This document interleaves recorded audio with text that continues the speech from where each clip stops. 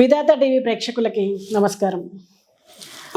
అశుభాలను హరించే శని దేవునికి ప్రీతికరమైనటువంటి పుష్యమాసం, అలాగే పుష్యమాసంలో పాటించాల్సిన విధి విధానాల గురించి ఈ వీడియోలో తెలుసుకుందాం. పుష్యమి నక్షత్రంతో కూడినటువంటి పౌర్ణమి కాబట్టి ఈ మాసానికి పుష్యమాసం అని పేరు వచ్చింది. ఇటు ఆధ్యాత్మికతకు అటు ఆరోగ్యానికి కూడా పెద్దపీట వేసేటువంటి పుష్యమాసం శని ప్రీతికరమైన మాసంగా పేరొందింది. శని ప్రీతి పుష్యమాసం. శనిదేవుని జన్మ నక్షత్రము పుష్యమి, అందుకే పౌర్ణమితో కూడినటువంటి పుష్యమి నక్షత్రం ఉంటే పుష్యమాసము శని ప్రీతికర మాసంగా పేర్కొంది.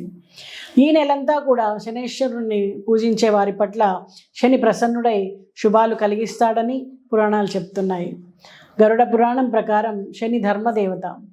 మానవులు చేసినటువంటి పాప పుణ్యాలు లెక్కించి తత్ఫలితాలను అందించేటువంటి భగవానుడే శని భగవానుడు. మరి పుష్యమి చాలా అద్భుతమైనటువంటి నక్షత్రం. పుష్యమాసంలో సూర్యోదయ సమయంలో ప్రసరించేటువంటి సూర్యకాంతి అద్భుత యోగ చైతన్యాన్ని ప్రసరిస్తుంది. సూర్యుడు మకర రాశిలోకి ప్రవేశించే సమయం నుంచి ఏర్పడే ఉత్తరాయణ పుణ్యకాలంలో సూర్యుడు దక్షిణ దిశ నుంచి ఉత్తర దిశగా పయనిస్తూ ఉంటాడు. ఈ సమయంలో సూర్య కిరణాలలో ఒక ప్రత్యేకమైనటువంటి తేజస్సు ఉంటుంది. ఈ కాంతి మన బుద్ధిని ప్రచోదనం చేసి మనస్సులోని చెడు ఆలోచనలను, చెడు స్వభావాన్ని, అశుభాలను కూడా హరించి వేస్తూ ఉంటుంది. బుద్ధిబలం, ప్రాణబలం పుష్టిగా లభించేటువంటి మాసం పుష్యమాసం. మరి అలాంటి పుష్యమాసంలో ఎలాంటి విధి విధానాలను ఆచరించాలి? పుష్యమాసము విధియ నుంచి అంటే పుష్య శుక్ల విధియ నుంచి పంచమి వరకు శ్రీహరిని తులసి దళాలతో పూజిస్తే సౌందర్యం లభిస్తుందని విశ్వాసం. మరి పుష్యమాసంలో వచ్చేటువంటి సోమవారాల్లో శివుడిని మారేడు దళాలతో అర్చిస్తే ఐశ్వర్యం లభిస్తుంది. పుష్యమాసంలో వచ్చేటువంటి ఆదివారాల్లో సూర్యుడిని జిల్లేడు పూలతో అర్చిస్తే మంచి ఆరోగ్యం కలుగుతుంది. పుష్యమాసంలో శుక్లపక్ష షష్ఠి నాడు తమిళులు కుమారస్వామిని పూజిస్తూ ఉంటారు.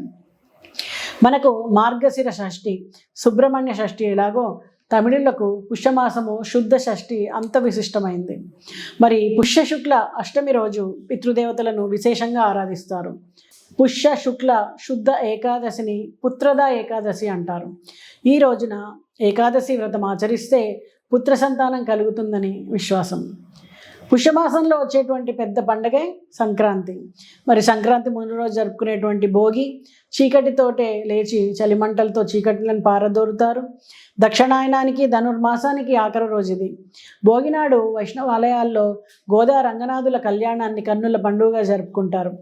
మర్నాడు సూర్యుడు మకర రాశిలోకి ప్రవేశించే దినమే మకర సంక్రాంతి.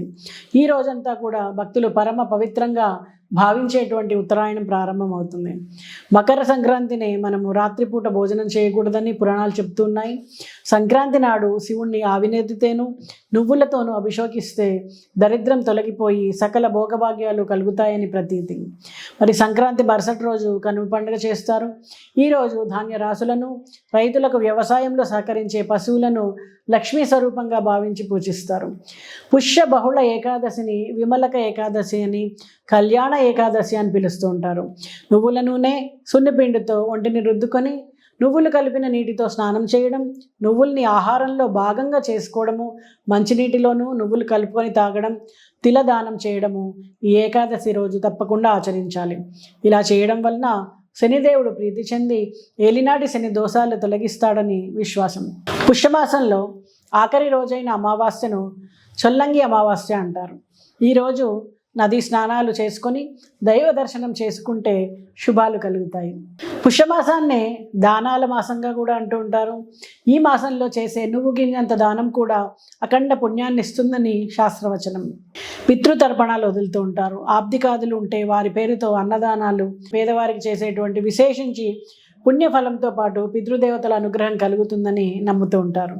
మరి పుష్యమాసం నెల రోజులు కూడా శని భగవానుని పూజించే వారి పట్ల శని ప్రసన్నుడై శుభాలు కలిగిస్తాడని పురాణాలు తెలుపుతున్నాయి. ఏలినాటి శని బాధతో బాధపడేవారు ఈ మాసంలో రోజు ఉదయాన్నే శుచిగా స్నానం చేసి శనీశ్వరుని భక్తి శ్రద్ధలతో ప్రార్థిస్తారు. దశమి నాడు శనికి తైలాభిషేకం జరిపించి నువ్వులు దానమిస్తారు. శనికి ఇష్టమైన నువ్వులు, బెల్లము ఆహారంలో భాగంగా చేసుకుంటారు. శాస్త్రీయ పరంగా చూస్తే దట్టమైన మంచు కురిసే హేమంతంలో ఈ 2 పదార్థాలు కూడా మనిషి ఒంట్లో వేడిని పెంచి చలి నుండి రక్షిస్తాయి. రానున్న పుష్యమాసంలో శాస్త్రంలో చెప్పిన విధంగా ఆచరిద్దాం, ఆయురారోగ్య ఐశ్వర్యాలను పొందుదాం.